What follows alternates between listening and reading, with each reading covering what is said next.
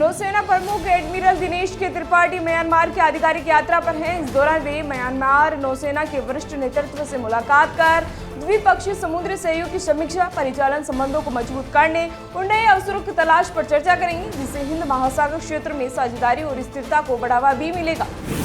Supreme court ने तृणमूल कांग्रेस की याचिका पर बड़ा फैसला सुनाते हुए कहा कि वोटों की गिनती के लिए कर्मचारियों का चयन करने का अधिकार चुनाव आयोग को है। टीएमसी ने आरोप लगाया था कि आयोग केवल केंद्र सरकार और पीएसयू कर्मचारियों को सुपरवाइजर बना रहा है, जिससे निष्पक्षता पर सवाल भी उठे हैं। भोपाल स्थित स्मार्ट सिटी पार्क में शिवराज सिंह चौहान ने प्रतिदिन पौधारोपण संकल्प के तहत प्रकृति प्रेमियों और नागरिकों के साथ पौधारोपण किया। साथ ही लोगों से आधिकारिक पौधे लगाकर धरती को हरा भरा बनाने का आग्रह भी किया। तृणमूल कांग्रेस की याचिका पर सुप्रीम कोर्ट के फैसले और पंजाब सरकार को लेकर भाजपा मुख्यालय में प्रवक्ता सुधांशु त्रिवेदी ने प्रेस वार्ता की। इस दौरान उन्होंने न्यायालय के निर्णय और राज्य सरकार की नीतियों पर पार्टी का पक्ष रखते हुए विस्तृत प्रतिक्रियाएं भी दी। नागरिक उड्डयन मंत्री राम मोहन ने कोल इंडिया लिमिटेड की सामाजिक दायित्व निधि से मत्स्य सागरमाला कार्यक्रम के तहत स्थापित सौर ऊर्जा संचालित स्ट्रीट लाइटों का उद्घाटन किया, जिससे ग्रामीण क्षेत्रों में स्वच्छ ऊर्जा और रोशनी की सुविधाएं सुनिश्चित भी होगी। बिहार के मुख्यमंत्री सम्राट चौधरी ने पूर्व मुख्यमंत्री नीतीश कुमार से उनके आवास पर आत्मीय मुलाकात की, जहां उनके अनुभवों और मार्गदर्शन से प्रेरणा प्राप्त की। ये मुलाकात राज्य के राजनीतिक और सामाजिक सहयोग की दिशा में महत्वपूर्ण भी मानी जा रही है।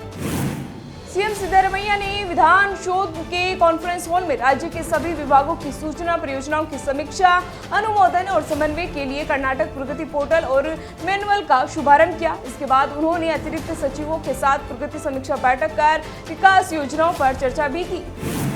सीएम रेखा गुप्ता ने शालीमार बाग विधानसभा में जनसुनवाई कर स्थानीय समस्याओं को सुना और अधिकारियों को समय सीमा में समाधान सुनिश्चित करने के निर्देश भी दिए। नागरिकों के सुझाव पर त्वरित कार्रवाई का आश्वासन देते हुए उन्होंने जनभागीदारी से आदर्श शालीमार बाग के संकल्प को आगे बढ़ाने पर बल भी दिया। केंद्र सरकार ने mobile based disaster communication system का सफल शुभारंभ किया, जिसके तहत सेल ब्रॉडकास्ट तकनीक से देश भर में करोड़ों नागरिकों को हिंदी, अंग्रेजी और स्थानीय भाषाओं में टेस्ट अलर्ट भेजे गए। ये व्यवस्था आपदा की स्थिति में रियल टाइम जियो टारगेटेड अलर्ट देने में सक्षम भी है। केरलम के कोझिकोड में राज्य मंत्री पीए मोहम्मद रियास ने चुनावी माहौल पर प्रतिक्रिया देते हुए कहा कि चुनाव उम्मीदवारों के बीच मुक्केबाजी का मुकाबला नहीं, बल्कि विचारधाराओं की लड़ाई है।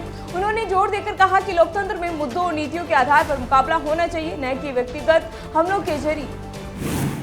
मुख्यमंत्री मोहन यादव ने घोषणा की है कि लोक निर्माण विभाग और अन्य विभाग ग्रीन बिल्डिंग टेक्नोलॉजी पर राष्ट्रीय स्तर का सेमिनार आयोजित करेंगे। इसमें देश भर के विद्वान और इंजीनियर शामिल भी होंगे, ताकि नई तकनीक को प्राचीन ज्ञान और प्राकृतिक प्रणाली से जोड़कर सतत विकास को बढ़ावा भी दिया जा सके।